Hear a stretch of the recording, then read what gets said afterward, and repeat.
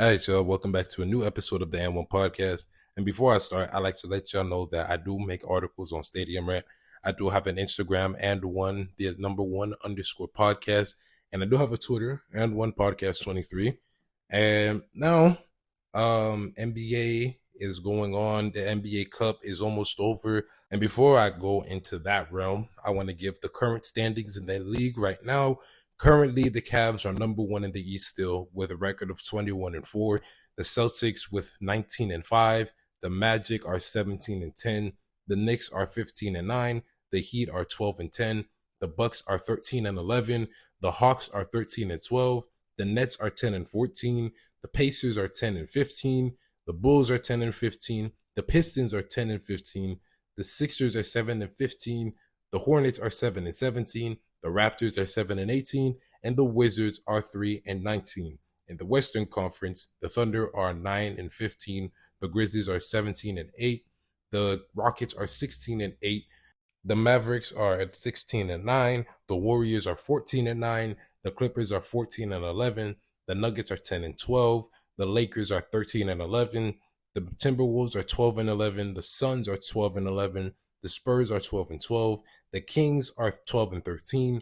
The Blazers are 8-16. The Jazz are 5-18, and the Pelicans are 5-20. Now, the NBA Cup is almost over. We have our two semifinalists for the East and the West. We have the Thunder, who are going up on the semifinals after winning last night, and we have the Bucks going to the semifinals after winning last night. And now tonight, we have the Hawks versus the Knicks and the Warriors versus the Rockets. Whoever wins these two games will go up against the winners of last night, and whoever wins those two games will go up to the finals. And like a tournament. All right, I don't have to keep explaining, but I will say one thing that has really shocked me is the turnaround of the Milwaukee Bucks. In their last 10 games, they've been 8-2 in their last 10 games. The Bucks were once the worst team in the league. Not the worst, but one of the worst teams in the league. And not too long ago, just a couple episodes ago, I was ranting about the Bucks. I was talking about how Lillard and Giannis, I'm going to say Jokic. I'll get to Jokic later. But I was talking about how Lillard and Giannis have no chemistry because they didn't work out together this summer. But man, have I been proved wrong. I was clowning Doc Rivers, and now look at the Bucks. Well, it doesn't matter anyways. The Milwaukee Bucks they're going to be eliminated in the first round after choking a 3-1 lead. Classic Doc Rivers. But so far this season, they started off pretty slow, but recently they've been picking it up. I'm not going to lie. The Milwaukee Bucks, I'm not going to say they're a threat. They're not a threat, but they could do some damage in the Eastern Conference. But with that being said, I'm done talking about the NBA Cup because nobody takes that seriously. I want to talk about my Miami Heat real quick. We beat the Cavs recently. We're the number 4 in their 21-4 record, by the way. Recently, we've been winning some good games. We've been beating playoff teams. But as of this recording, the Miami Heat are open to having Jimmy Butler on the trade block. I don't know how to feel about that. This Miami just confuses me because we have been beating playoff teams. We're the 5th seed in the Eastern Conference, and now you want to put Butler in the trade market, and it depends on what teams can offer. That'll determine if Miami is willing to move Butler or not. But I don't get it. Now that we're winning some good games, and now you want to put Butler on the market. We were losing some games, and you weren't saying anything. And now when we're winning some games, Butler's in the market. Oh, by the way, Tyler Hero's Player of the Week. So that's something nice. Tyler Hero might win Most Improved. I ain't going to lie. But Butler, yeah, he's been hooping. I'm not gonna lie, he's been hooping lately. He did score 30 against the Sixers when he came back, but I'm just perplexed. I'm just confused. I just don't know how to feel about it. I'm speechless. I just don't know. I have no words for what Miami's doing because it's like now that we're actually winning some good games, some games that we should be winning when we're actually playing good against playoff teams. Now you want to be open to trading your best player. I don't get it, man. In Pat we trust, but Pat, please do something. If we're trading away Jimmy Butler, if we are trading him away, I don't care. You can call me stingy all you want. I really don't care. but I am looking for an all-star player and a few first-round picks because we might have to go into a rebuild eventually. But I would like that. An all-star player in return because this is Jimmy Butler we're talking about. And some first-round picks and maybe a second-round pick or two.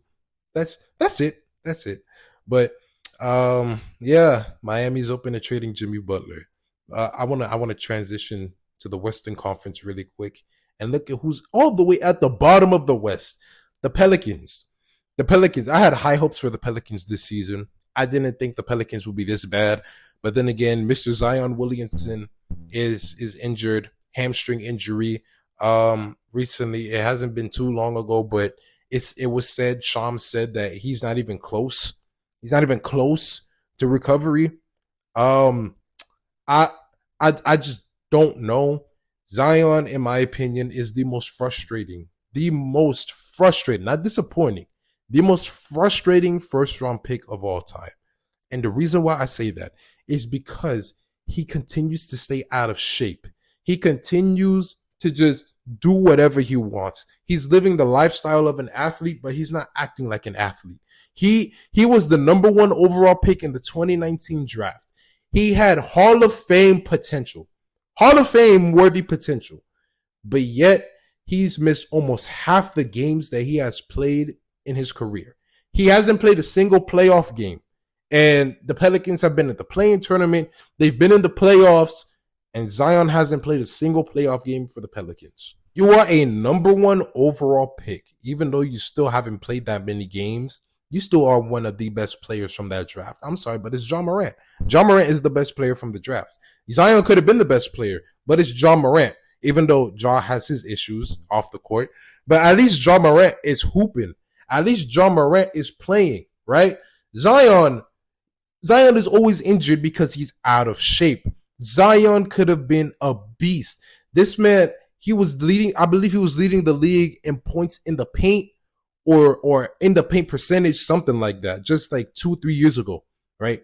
This man was that dominant in the paint, and he's only 6'6". But because of his weight and he doesn't stay in shape, his legs are going to give out eventually. I remember when I was watching the Pelicans and the Lakers playing tournament game. This man was hooping. I low-key thought that the Pelicans were going to win that game. And then, just as if like it was expected, in the fourth quarter, late in the game, Zion's hamstring gives out. Zion's leg gives out. And then that's it. The Pelicans lost that game. I'm not going to lie. If Zion didn't get injured that game, I think the Pelicans would have won that game and they would have faced the Nuggets in the playoffs. But Zion needs to get it together. He seriously needs to get it together. It is a reoccurring conversation. It is a reoccurring topic that Zion doesn't stay in shape. Y'all seen the video of him getting the back tattoo and you see his body. You see his body. Like, I don't understand this. I'm not saying Zion needs to have like a 6-pack and he needs to look like a bodybuilder, but at least be in shape. Stay in shape. His stomach is hanging out. You are a basketball player. The main objective for you is to run back and forth. For what? Like 30 plus minutes? Running back and forth. Sometimes, you're going to pause for a little bit. But relatively speaking, you're going to be running back and forth for about 35 minutes or so. But because you're out of shape, one, you aren't running, you aren't even playing. That's number one. Number two, most of the time, he's on restricted minutes. And when he's not on restricted minutes, he's not even up there as the top minutes guy. So, like Zion has the potential to be so dominant, but he doesn't want to stay in shape. And it's so infuriating because this man, before Wemby, Zion was the most hyped up prospect since LeBron. The man had the athleticism of LeBron. The man had the dominance, the strength of Shaq. And he I don't know, man. I don't know. This man was going viral in high school and then in college, going to Duke. Everybody was watching his games. Everybody was tuning into a Duke game to watch Zion. What is Zion going to do? Is he going to do a little reverse slam? Is he going to do a 360 windmill? What is he going to do tonight?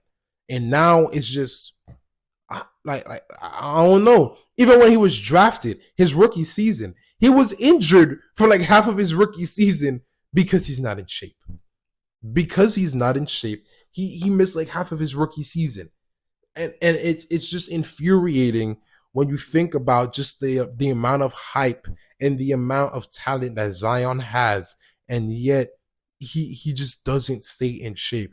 I get that he wanted to go to New York or like whatever team he wanted to go to, but you're in New Orleans, bro. The team, like New Orleans, isn't even a bad team. If Zion stayed healthy, if the whole team was healthy, right? If the whole team was healthy, I could see them being like a top six team, like a top 6 team in the West, honestly speaking. But Zion is always injured, and the Pelicans are riddled with injuries currently. So, like, the Pelicans obviously are going to be the worst team in the West, and it's sad to see. I feel bad for Pelicans fans because, like, they don't really have much playoff success to their name. First, they lose CP3, then they lose Anthony Davis, and now they basically lost Zion because he barely plays. So you lost Zion too. So I don't know who's going to be the next generational player that the Pelicans get. But y'all had 3, y'all lost all 3 of them. Y'all couldn't make anything happen. Okay, I want to transition. Mr. Nikola Jokic, just give him the MVP. I understand that the Nuggets aren't the top 3 seed in the Western Conference right now. They're the 7th seed. I understand that. But this is Jokic. Jokic is the exception. What the hell is Nikola Jokic? What is he? Who is he? All right. What demigod is this guy? Because I don't understand. I truly do not understand how this man, Nikola Jokic, is doing all of this. Jokic is not real. He's not. He's the second player that needs to be patched. The first player is Wemby. I know y'all seen that play. I know y'all seen that clip. Wemby getting the block and then just hits a one-legged 3 like it was nothing. But we're not talking about Wemby right now. We're talking about Jokic. Jokic needs to be patched. Because what is this? Who is he? This man is currently averaging 32, 13, and 10. 32, 13, and 10. All right? Jokic is shooting. This man is shooting 56% from the field. And he's shooting 50% from 3. Jokic is not real. Jokic is not real. I don't care what anybody says. Jokic is the most skilled center. And he is a top 5 center of all time. If we're talking about skill only, Jokic is the greatest center of all time. This man is currently averaging a triple-double on the craziest efficiency I have ever seen in my life. This man is shooting 56% from the field. He's 56% from the field. And now you would say, oh, that's not that impressive. This man is shooting jump shots. Jump shots. And you're shooting 56, almost 60% from the field. You're shooting over 50% and you're mainly taking jump shots. You're mainly taking post shots. This is not real. I don't care what anybody says. This man, Nikola Jokic, is not real.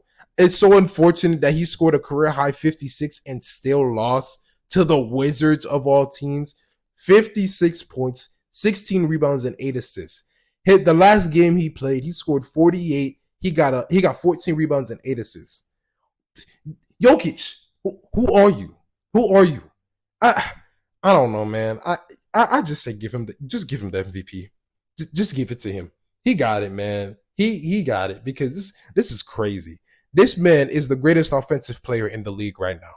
He's the best offensive player in the league. I don't care what anybody says. And the advanced metrics, y'all already know when it comes to Jokic. The advanced stats, Jokic just dominates the advanced stats as well. He's either number 1, he's always top 3.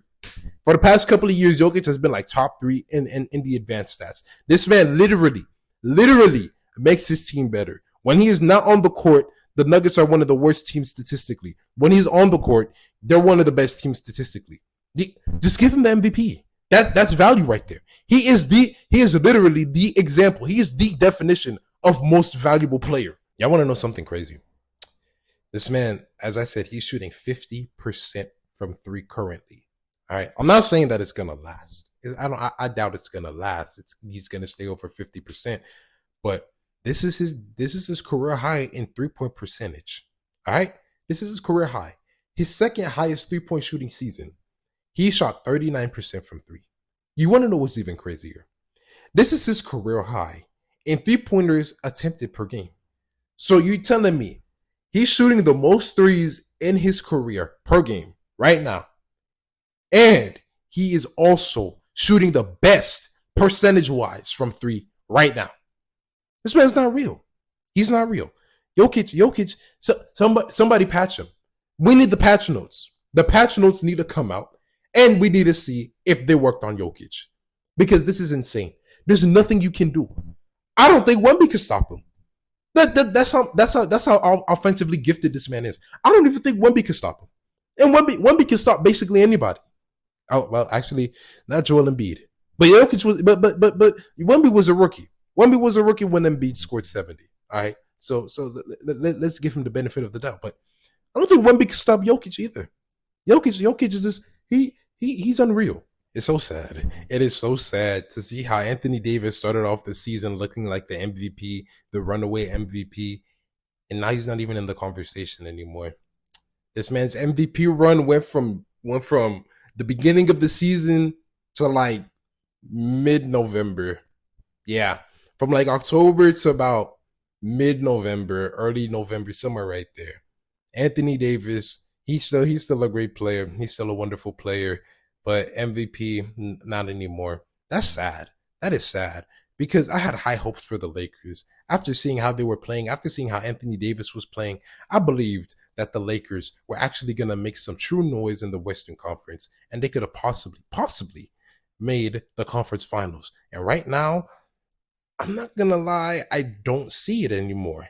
I really don't see it, unfortunately. But while I am on the Lakers, for all of you GOAT James haters, talk about, finally, LeBron, he's fallen off. He can finally retire. Oh, get him out of here. Oh, that's why he'll never be as good as Jordan. To all of y'all saying that, this is more proof how LeBron is the GOAT. This is more proof. Why? Because y'all wasn't making fun of Jordan when he was looking old. Nobody was making fun of Kobe. Nobody was making fun of Dirk. Nobody was making fun of Vince Carter when they was looking old.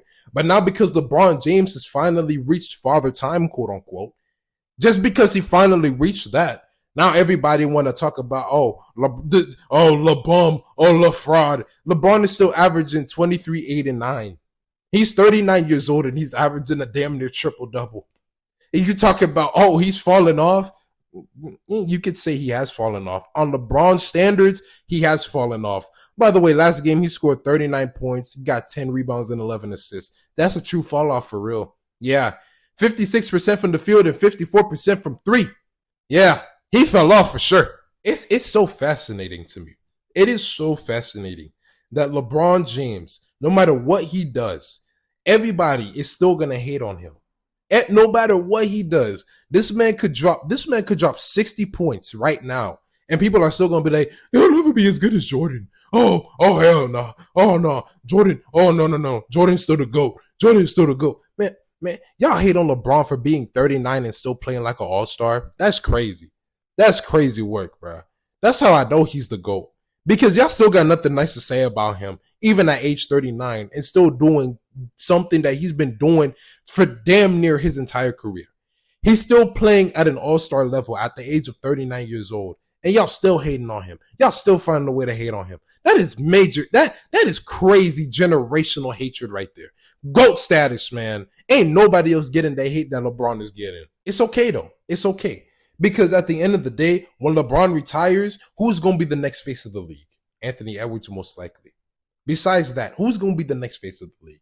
This man LeBron has been the face of the league for damn near his entire career. About 2007 is when he started becoming the face of the league, becoming one of the faces of the league, I will say, by 2007, right?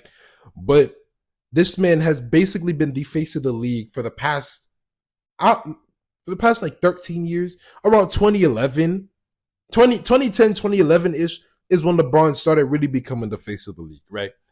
And there still hasn't been somebody to take that spot.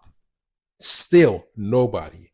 And y'all still hating on him. That is crazy. That's hilarious. That's fine. Because when LeBron retires, y'all gonna miss him. Y'all gonna miss when LeBron. Y'all gonna miss LeBron when he retires because we ain't never gonna find a hyper athletic playmaker that could shoot the ball. Now he can shoot the ball, but earlier in his career he couldn't. But a hyper athletic playmaker that can score the ball, that can pass, that can rebound, that could basically do everything except shoot free throws. Free throws was his only weakness. But y'all gonna miss him. It's all right. It's all right. Go ahead and hate on him. Go ahead and call me a bronsexual. Go ahead and take a dump on me because I'm talking good things about LeBron. Go ahead. I don't care. It's fine. Because at the end of the day, LeBron James is the GOAT. He'll always be the GOAT. And there ain't nothing y'all could do about it. Y'all could tell me 6-0. But LeBron is the all-time leading scorer. LeBron has 40,000 career points. LeBron is the all-time leading scorer in playoff points. Come on, man. Come on. Get that 6-0 out of my face. Because if Jordan was playing today, man, he not 6-0. And before I end this, I have one more thing to say. You want to know how crazy LeBron's longevity is? The last time LeBron scored single-digit points, it almost happened, but the last time he scored single-digit points was in like 2007. 2007. All right? Let that sink in. 17 years ago.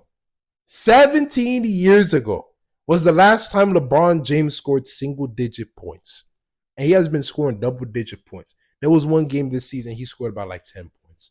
And y'all talking about he's slowing down finally. Oh, the effery won't last too much longer. The effery has been going on for 9 years now, ever since that tweet happened.